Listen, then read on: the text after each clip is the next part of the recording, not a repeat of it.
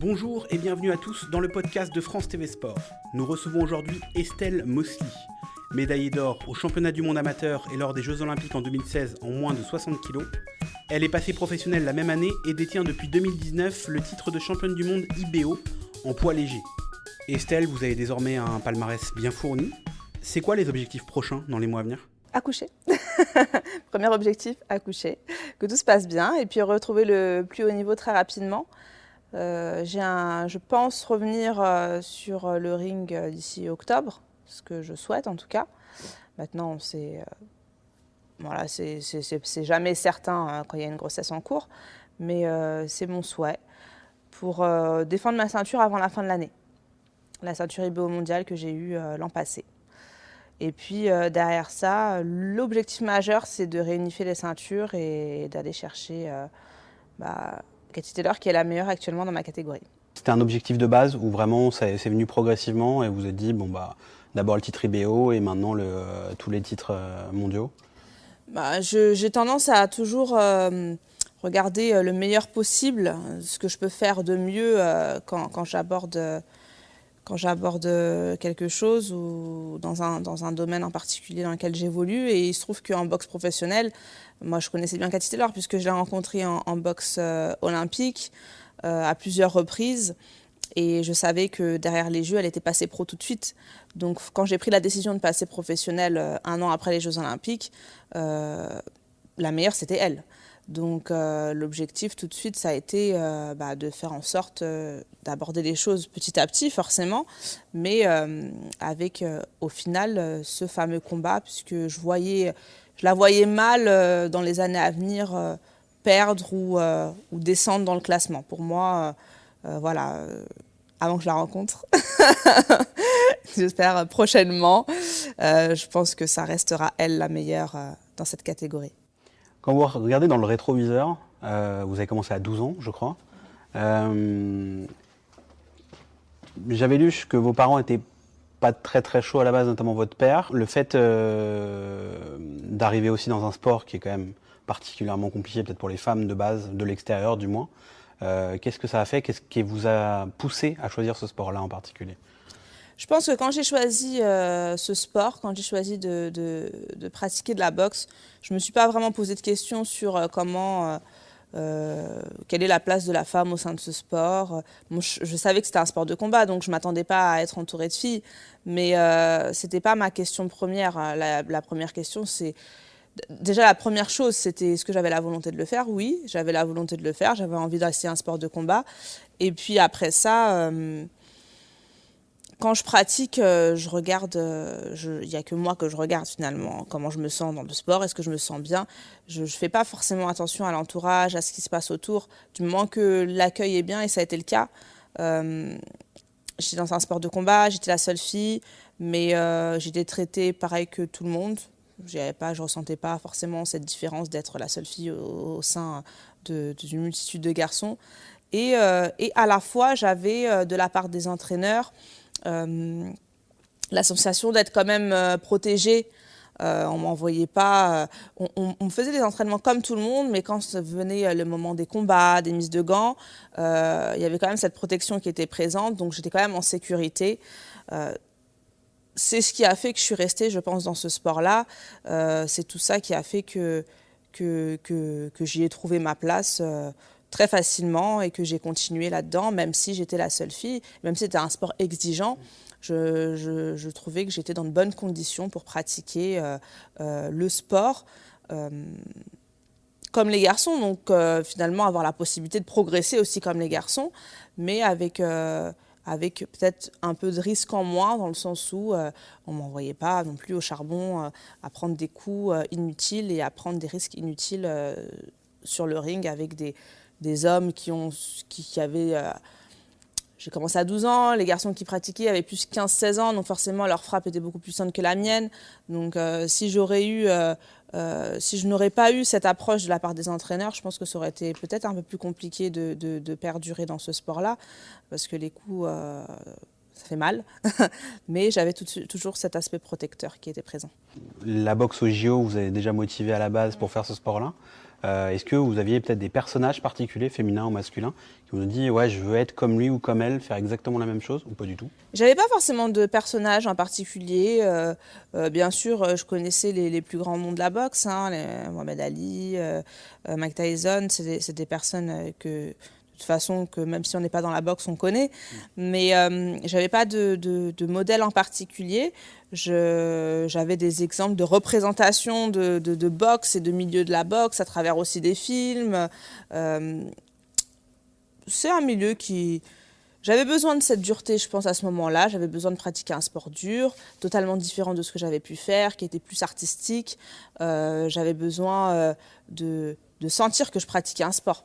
Voilà, de sentir à la fin que j'étais épuisée, fatiguée. Et c'est tout ce que j'ai retrouvé dans ce sport, dans la boxe.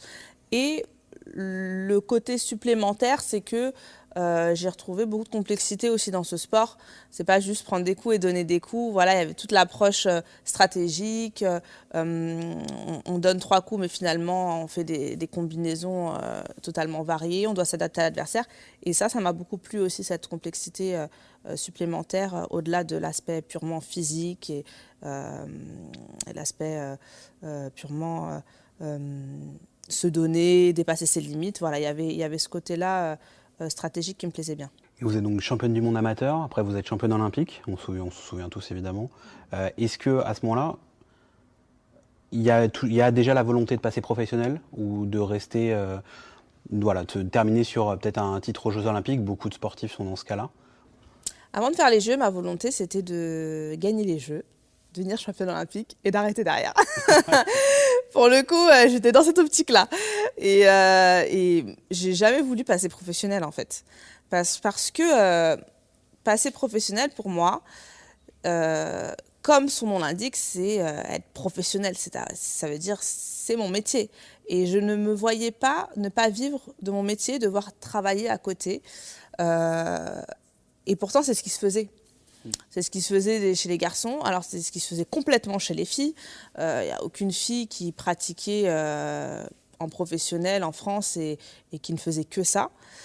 Et donc c'était pour moi hors de question. J'avais assez de bagages, j'avais un gros bagage en plus scolaire, donc je ne me voyais pas du tout faire autant de sacrifices. Je savais ce que c'était le sport de haut niveau, je savais ce que c'était la boxe. Et passer professionnel, juste pour passer professionnel et faire des combats de temps en temps et devoir... à côté, charbonner au travail, s'entraîner derrière. J'ai toujours à cœur de devenir un peu la meilleure dans les milieux dans lesquels j'évolue. Et pour le coup, en boxe olympique, j'avais cette possibilité-là. Je voulais être championne olympique. Ça m'ouvrait beaucoup de portes. C'était aussi une ouverture un peu, une exposition supplémentaire. Je trouvais que c'était un bel objectif. En boxe professionnelle, je trouvais que c'était pas aussi fort que ce que ça pouvait pas m'apporter plus que ce que je n'avais vécu aux Jeux Olympiques. Donc je ne voyais pas l'intérêt de passer professionnel. Et puis, les choses ont été différentes après les Jeux. C'est vrai que le fait d'être devenue championne olympique, la première en France, ça a bougé beaucoup de choses et ça m'a permis d'entrevoir une possibilité de ne vivre que de mon sport. Et c'est ça qui a fait la différence. Ça, plus le fait d'avoir bien pris le temps de savoir si j'avais encore envie. Parce que je pense que pour performer et pour pratiquer un sport aussi dur, il faut que l'envie soit là. Si l'envie n'est plus là, ça ne sert à rien de continuer. Mais pour le coup, j'avais encore envie, après 1 an. L'envie revenait de plus en plus. Et j'avais des possibilités nouvelles en termes de contrats, en termes de propositions. Et je pouvais entrevoir les choses différemment que ce que j'avais pu, que ce que je m'étais imaginé avant de devenir championne olympique. Donc c'est ça qui m'a poussée à passer professionnelle. C'est l'envie, c'est les possibilités et forcément ça entraîne aussi des possibilités d'être championne parce que dans d'autres pays, certaines filles en vivent et pratiquent, ne font que ça, s'entraîner du matin au soir. Et je me voyais mal rivaliser et devenir championne en professionnel en travaillant à côté, tandis que dans d'autres pays, les filles ne font que ça, sont payées à s'entraîner et ont tout mis à disposition pour devenir les meilleures.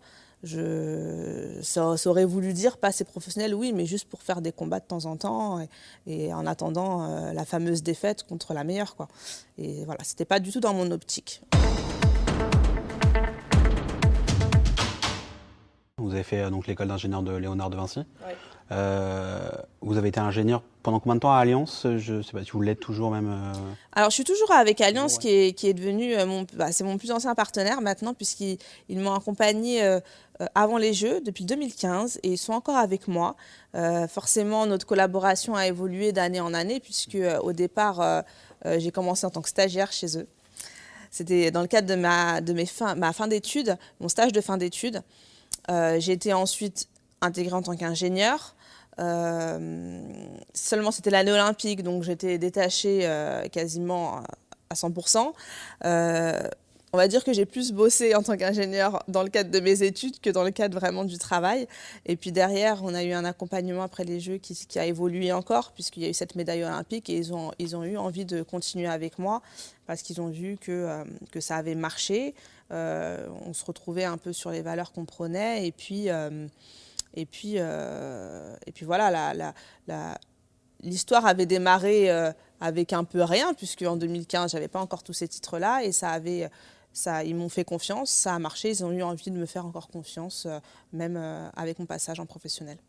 Et justement, les longues études, on va dire, c'est quelque chose de famille, d'après ce que j'ai compris. Oui. Vos parents qui ont fait des longues études déjà. Oui. C'est eux qui vous ont poussé ou déjà c'était vraiment dans l'esprit C'est une éducation, hein. Au départ, mes parents n'étaient pas chauds pour que je fasse de la boxe. Il faut savoir pourquoi ils n'étaient pas chauds pour que je fasse de la boxe. Forcément, pour ma mère, c'était pas forcément le sport dans lequel elle me voyait, surtout quand j'étais passée par danse classique et patinage artistique. Elle prenait plus les sports artistiques. Mais les entraînements, c'était 3 fois dans la semaine, toutes les semaines. Et pour mon père, au-delà du risque et de me retrouver qu'avec des garçons, il y avait aussi cette crainte que j'abandonne les études. C'était très important pour eux, les études. Il fallait être bon à l'école. Il ne fallait pas voir...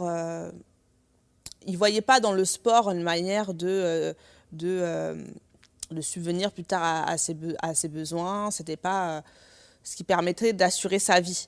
Donc forcément, il fallait... C'était un peu la contrepartie pour continuer à pratiquer mon sport, quand il a fallu batailler pour que je continue et qu'il a fallu démontrer à mon père que j'avais la possibilité, que j'avais vraiment envie de continuer dans ce sport, c'est qu'il fallait que j'assure un minimum à l'école, sinon ça ne serait pas passé. Donc au-delà d'une éducation, c'était aussi que je n'avais pas forcément le choix pour continuer mon sport. Il fallait que j'assure à l'école et que je lui montre qu'il avait tort et que ce n'est pas parce que je pratiquais un sport de haut niveau que je ne pouvais pas être bonne à l'école et que je ne pouvais pas faire des études poussées. Et c'était la première source de motivation. Et puis la deuxième, c'était aussi une éducation et une façon d'être et de penser qui fait que j'avais toujours à l'esprit que le sport pouvait s'arrêter du jour au lendemain, avec une blessure, avec un accident de vie, un accident de parcours. Donc pour moi, c'était l'assurance d'avoir une roue de secours au cas où demain, mon sport devait s'arrêter brusquement. Je n'avais pas envie de me retrouver en galère, clairement, si demain, je ne pouvais plus faire de sport. Et justement, si on cite par exemple des boxeuses avant vous comme Myriam Lamar, Anne-Sophie Matisse, qui ont évolué dans les années 2000 et qui n'ont pas qui ont été les stars de cette époque, mais qui n'ont pas explosé, on va dire, pas ce plafond de verre, mais qui ont un peu explosé toutes les portes justement qu'il y avait avant. Est-ce que vous avez le sentiment, sans aller sur le terme pionnier ou pionnière plutôt, mais voilà, d'être les premiers à faire évoluer la boxe dans une autre catégorie de ce point de vue-là? Oui, je pense que de toute façon, à chaque moment, à chaque période, on a des avancées qui sont propres à nos périodes. Aujourd'hui, c'est davantage dans l'air du temps de prôner la place de la femme et d'assumer ses choix et de ne pas s'adapter au milieu dans lequel on évolue. C'est ce que j'avais beaucoup remarqué quand je pratiquais et quand j'avais commencé la boxe, plus quand j'avais 12, 13, 14. C'est que je côtoyais des filles en compétition qui en fait étaient des filles à l'extérieur de la compète et qui se transformaient en garçons le jour de la compétition. Donc on avait plus cette tendance à avoir des filles qui s'adaptaient au milieu dans lequel elles évoluaient. Alors que non, c'est au milieu de s'adapter à nous. Une femme est une femme et peu importe dans le milieu dans lequel elle évolue, garçon, pas garçon, on doit faire avec. Et je pense que que ces championnes que tu cites ont bouleversé aussi leur sport à un certain moment où c'était comme ça qu'il fallait le faire, c'est comme ça qu'elles pouvaient le faire. Aujourd'hui, les mœurs se changent, on parle davantage de certains sujets et ça va avec ça va avec l'air du temps, de bousculer les choses de la manière aussi dont je peux le faire et dont d'autres athlètes le font comme Sarah. Je pense qu'aujourd'hui, on prône davantage le fait de ne pas avoir de honte à évoluer dans un milieu, une fille dans un milieu masculin, et de rester très féminine. On prône le fait de ne pas avoir de crainte d'être une mère et d'être une sportive de haut niveau. Voilà, ça va avec l'air du temps, et c'est très bien. C'est comme ça qu'à chaque période et à chaque moment, le sport évolue et de plus en plus, et puis la société évolue aussi de plus en plus. Et justement, vous avez pu voir en direct la comparaison, j'allais dire, avec Tony Yoka, et vous, dans l'évolution, lui avec Canal+, et donc vous avec l'équipe de ce point de vue-là. Est-ce que vous avez eu des difficultés en termes de sponsoring, en termes même d'un point de vue médiatique? Vous me parliez d'Alliance, effectivement, il y a aussi donc l'équipe, etc. Ou de ce point de vue-là, vous n'avez pas ressenti justement peut-être ce que vont pu ressentir d'autres boxeuses ou d'autres athlètes en général, peut-être cette difficulté de trouver des sponsors, de trouver des partenaires justement? Alors, la comparaison avec d'autres sportifs, d'autres boxeuses françaises ne peut pas être totale parce que forcément, moi, j'ai ce titre olympique en plus qui m'a rendu les choses beaucoup plus faciles. Maintenant, si on compare avec, en l'occurrence, quand on parle de Tony, un autre athlète qui a été aussi champion olympique au même moment que moi, forcément, la différence a été énorme. Par rapport aux athlètes féminines, j'ai eu plus qu'elle n'aurait pu avoir. Ça a été beaucoup plus facilité, les gens m'écoutaient, j'ai eu des propositions. Donc je ne peux pas dire que mon cas a été moins bien que ces athlètes-là. Au contraire, il a été bien meilleur. Et c'est aussi pour ça que j'ai franchi le pas et que je suis passée professionnelle. Sinon, je ne l'aurais pas fait.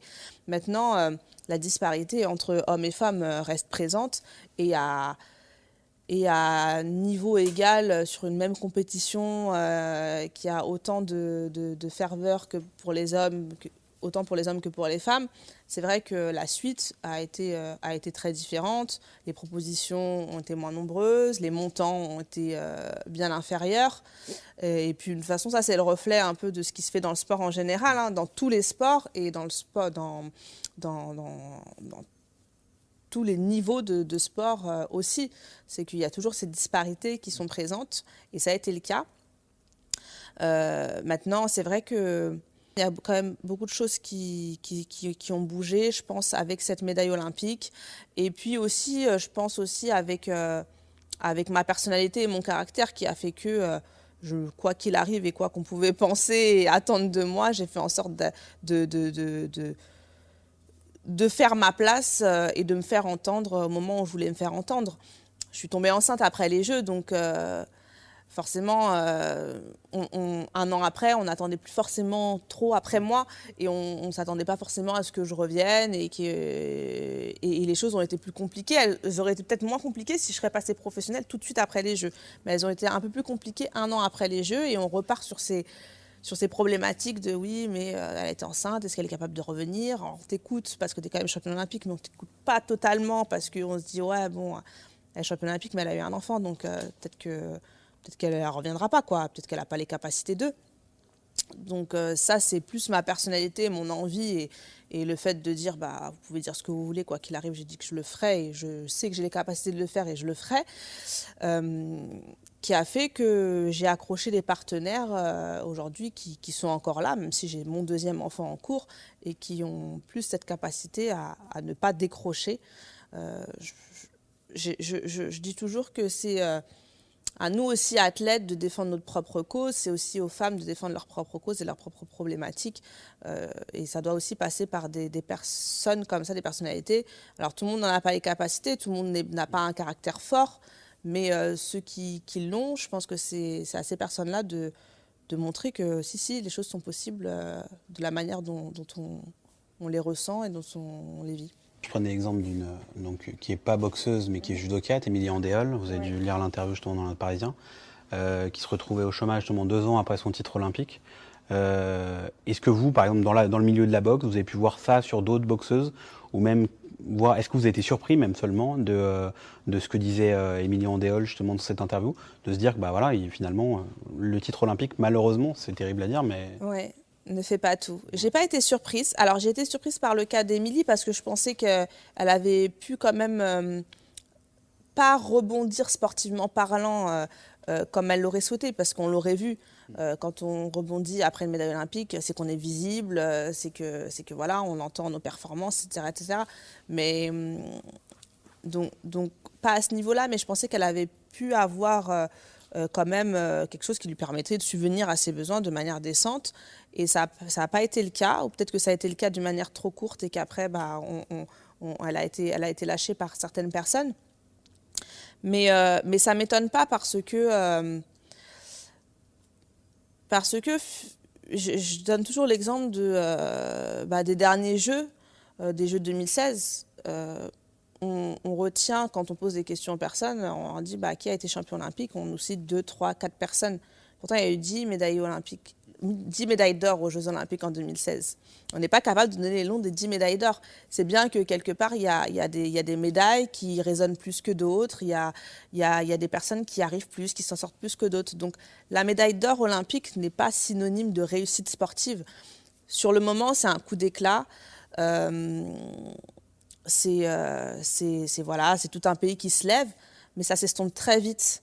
S'il n'y a pas de suite derrière, s'il n'y a pas de personnes qui encadrent l'athlète, qui lui font confiance, il peut y avoir aussi des contre-performances derrière qui font un peu perdre tout cet effet Jeux olympiques.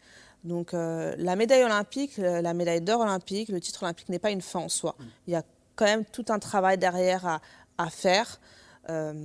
Et peu importe qu'on ait explosé au jeu ou pas, ça peut très très vite retomber.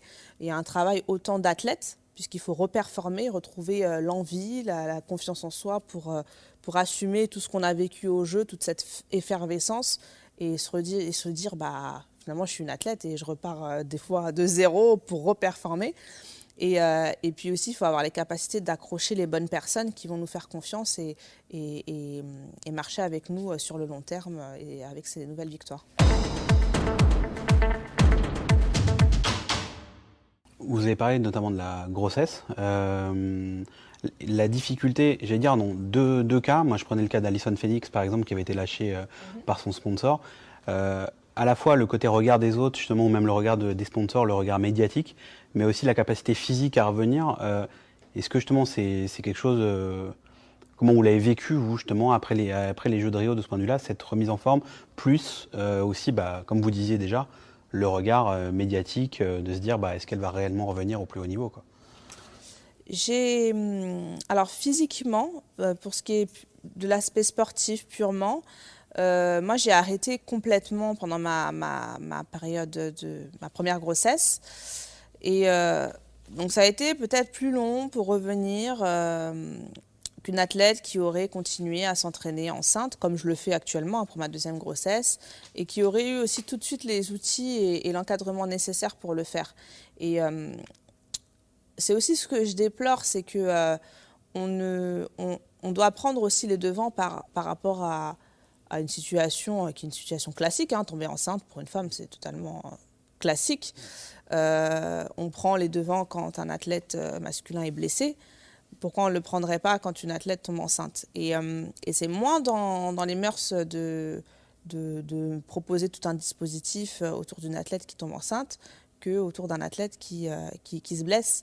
Et ça, je le déplore parce qu'aujourd'hui, avec tout ce qu'on a comme moyens, en moyens humains, moyens médicaux, etc., on voit très bien qu'une athlète, en étant enceinte, a la possibilité de s'entraîner enceinte déjà, si elle n'a pas de pathologie liée à sa grossesse, et elle a la capacité aussi à revenir au plus haut niveau. Et parfois même les athlètes performent encore plus après leur grossesse. Donc c'est vraiment ce que je trouve dommage et le point sur lequel il faut encore avancer et qu'on doit encore travailler, qu'on doit encore faire évoluer, c'est cette gestion de la grossesse d'une athlète, à savoir le temps où elle arrête parce qu'elle est enceinte et le temps où elle reprend la compétition. Et toutes ces questions-là, justement, je sais que vous êtes très investi là-dedans. Je parlais tout à l'heure de la campagne d'Adidas que vous avez fait. Vous avez aussi, je crois, créé l'Observatoire du sport féminin.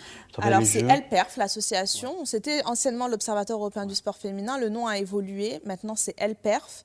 Et oui, c'est des questions qui me tiennent à cœur parce que c'est des choses que je trouve pas normales, en fait. Et comme j'ai dit, je pense que c'est aux athlètes aussi, à un certain moment, de prendre les devants sur leurs problèmes. On est les mieux placés pour parler de ce qu'on connaît, de ce qu'on a vécu ou de ce qu'on a pu voir.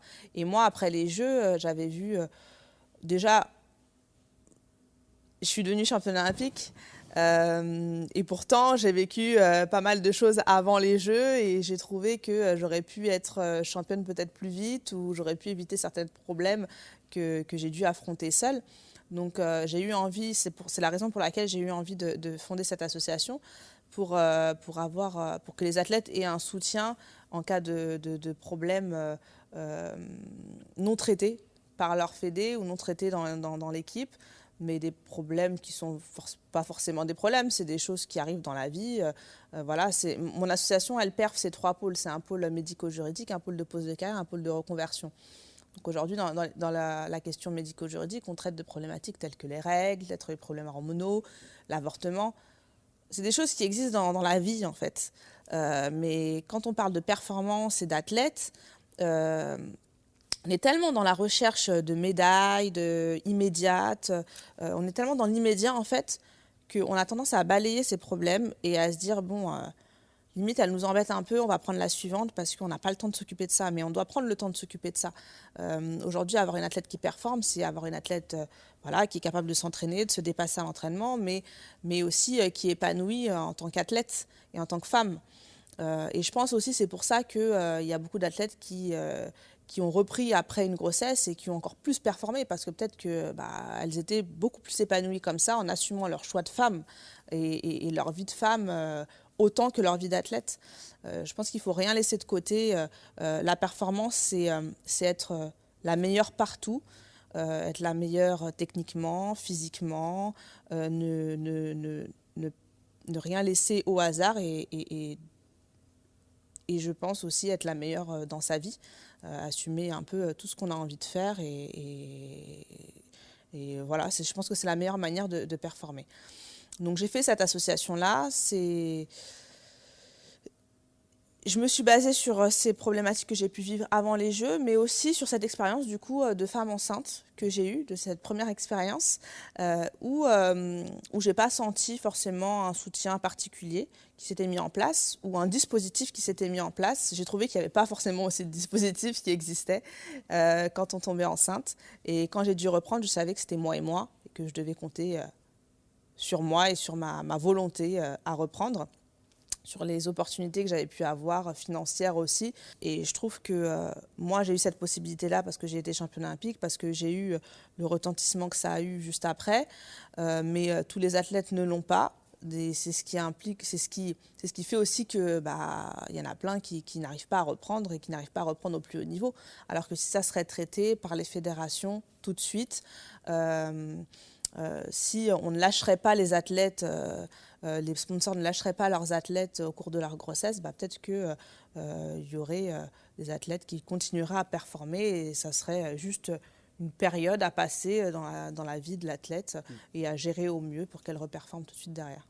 Et au-delà de ça, on voit dans les institutions, justement, on parlait de Sarah Ouamoun, actuellement la ministre des Sports de Roxana Maracineanu, on a vu Laura Flessel avant, on voit que peut-être il y a une féminisation de ce point de vue-là. Est-ce que, justement, quel regard portez-vous là-dessus sur la place des femmes aussi dans les institutions sportives de haut niveau qui peuvent permettre aussi ce genre de choses, ce que vous faites déjà dans vos associations? C'est très important, je pense que c'est un tout. Et c'est pour ça que quand j'ai fondé mon association LPERF, j'ai pensé à 3 pôles. Parce que le 3e pôle, c'est la reconversion professionnelle. Et je me suis dit, bon, Il faut un accompagnement, il y a des personnes compétentes, il y a des médecins, il y a des gens, voilà, c'est leur métier. Il faut trouver le moyen de proposer ça aux athlètes en prenant en compte le fait qu'elles n'ont pas forcément, elles, les moyens de l'avoir, pas forcément l'argent pour payer ces personnes-là. Donc, le proposer gratuitement. Et à côté de ça, à la base, c'est au Fédé de le faire. Certaines prennent le pas, d'autres non, d'autres manquent de moyens. Et parfois, simplement, on n'a pas l'interlocuteur qui a même de répondre. L'interlocuteur, parfois, ne sait pas. Nous, en équipe de France, en boxe, on est entouré d'hommes. Et limite, j'ai envie de dire, parfois, j'en veux même pas à certains hommes de ne pas avoir la réponse parce que ce n'est pas quelque chose qu'ils vivent eux. Donc, dans l'immédiat, dans la recherche de performance, dans la pression des médailles, ils ne savent pas forcément comment nous répondre face à une situation. En regardant un peu ce qui se faisait, je me suis aperçue qu'en fait, il y avait une seule présidente de Fédé parmi toutes les fédés olympiques. Donc, il n'y a pas que 2-3 fédés olympiques. Donc là, on se dit, il y a problème. Je me suis aperçue que tout au long de ma carrière de sportive de niveau au sein des équipes, je n'ai eu que des hommes en face de moi comme interlocuteurs. Et que tous ceux qui décidaient, c'était des hommes. Et je pense que ça doit aussi passer par des femmes dans des postes où on décide, où on prend des décisions, parce qu'elles seraient elles-mêmes impactées, elles connaîtraient elles-mêmes ce qu'une femme peut vivre, les difficultés qu'elles peuvent rencontrer.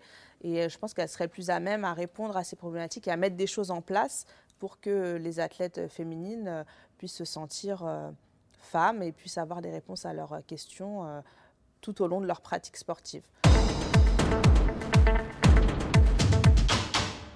On parlait de la protection, mais il y a aussi, on le voit en ce moment avec nombreuses affaires, on l'avait vu avec MeToo dans la société de manière générale, milieu du cinéma, maintenant c'est le milieu du sport aussi qui est touché, les affaires de patinage récemment, il y a encore une affaire d'athlétisme hier seulement. Quel regard vous portez là-dessus ? Alors il faut savoir déjà que le sport est à l'image de la société, donc forcément les problèmes qu'on rencontre dans la société sont des problèmes qu'on rencontre dans le sport. On n'en parle pas parce que ce sont des milieux aussi très fermés. Le sport de niveau, ce sont des milieux très fermés. Et parce qu'au départ, on a une image, l'image du sport. On a par exemple l'image de l'école, aller à l'école. Bon, parfois c'est des trucs un peu chiants, mais c'est des trucs obligatoires, etc., etc. Le sport, à la base, c'est quelque chose de ludique, c'est pour jouer. Donc déjà, la première image qu'on a du sport, c'est une image plutôt ludique. Donc on ne se dit pas, il y a des problèmes dans le sport. Pourtant, si. Au bout d'un moment, si on décide de pratiquer, d'en faire tout le temps, on va raconter, il y a du monde il y a une forte population qui pratique, on rencontre beaucoup de monde, de différents milieux. Donc forcément, c'est les milieux qu'on rencontre dans la société. Et les problèmes qu'on rencontre dans la société sont les problèmes qu'on va rencontrer aussi dans le sport. On n'en a longtemps pas parlé, ça a toujours existé, mais encore une fois, on en parle à un moment où c'est l'athlète elle-même qui décide de parler. Et les choses ne pourront avancer que quand les athlètes qui auront été victimes elles-mêmes ou qui auront vu elles-mêmes décideront de franchir le pas et d'en parler. On doit être acteur, on doit être à l'origine des réponses à nos propres problèmes, je pense. Pour que les choses bougent. Voilà, c'est dommage, mais c'est comme ça. Et là, on l'a vu récemment, on en parle beaucoup de ce qui s'est passé dans le patinage parce qu'il y a une victime qui a franchi le pas et qui en a parlé. Sinon, on en serait au même point qu'il y a 6 mois, 7 mois et tout se passerait comme si de rien n'était, alors que ça a toujours existé. Ça a toujours existé, les problèmes de harcèlement dans les fédés, les problèmes d'agression dans les fédés, dans les clubs. Les clubs où on donne nos enfants qui ont 6, 7, 8 ans, on fait une confiance aveugle parce qu'on se dit c'est le sport, parce que l'approche première c'est une approche ludique. Mais non, en fait, c'est le sport, mais c'est des personnes qu'on croise dehors, qui pratiquent ce sport, qui font ce sport. Donc forcément, on ne peut pas avoir une confiance aveugle en ce qui se fait. On doit avoir un regard sur ce qui se fait, on doit accompagner nos enfants, comme on doit avoir un regard sur ce qui se fait dans les équipes où en général les athlètes commencent à pratiquer jeunes aussi. Et Et voilà, je pense que c'est aux plus grands de questionner leurs enfants, d'aller à l'écoute de leurs enfants, de ne pas penser que tout est beau, tout est rose dans le sport. Et derrière, c'est aussi aux victimes de parler pour montrer que faites attention, tout n'est pas beau et tout n'est pas rose dans notre sport, mais on peut améliorer les choses. On peut améliorer les choses en parlant et en trouvant certaines solutions et en ne faisant pas comme si le sport était le monde idéal où il ne se passe rien. Voilà. Est-ce que de ce point de vue-là, vous n'avez pas le sentiment, au niveau des fédérations notamment, parce que c'est là ça bouge, qu'il y a peut-être un manque, peut-être des modules qui sont mis en place, ou peut-être des gens qui peuvent accompagner aussi vers des points d'écoute, j'allais dire, pour les jeunes, pour les moins jeunes, pour ceux qui, les femmes qui ont été harcelées ou autres justement qui ont subi des violences sexuelles. Est-ce qu'il n'y a pas un manque de ce point de vue-là? On l'a vu avec la fédération de patinage où le président tombait des nues, il y avait plein l'impression d'une sorte de gruyère en termes d'écoute. Je pense que c'est un tout. Je pense qu'il y a un peu d'hypocrisie dans le sens où il y a des choses qui se savent mais qui ne sortent pas du milieu parce que ça fait tâche. Je pense qu'il y a des gens qui ne savent pas. Je pense qu'il y a aussi des attitudes à adopter. Au bout d'un moment, si on n'a jamais vécu ça, on ne sait pas quoi faire. Après, il y a des associations qui existent. Donc, faut justement mettre en avant ces associations-là pour proposer des solutions à travers ces associations qui existent déjà. On ne va pas refaire ce qui existe. Et peut-être proposer quelque chose aussi de plus universel, propre à toutes les fédés et de plus central au sein peut-être du ministère qui propose une solution face à ces problèmes et à des présidents de fédés, des DTN, des personnes qui ne sauraient pas comment réagir en fait.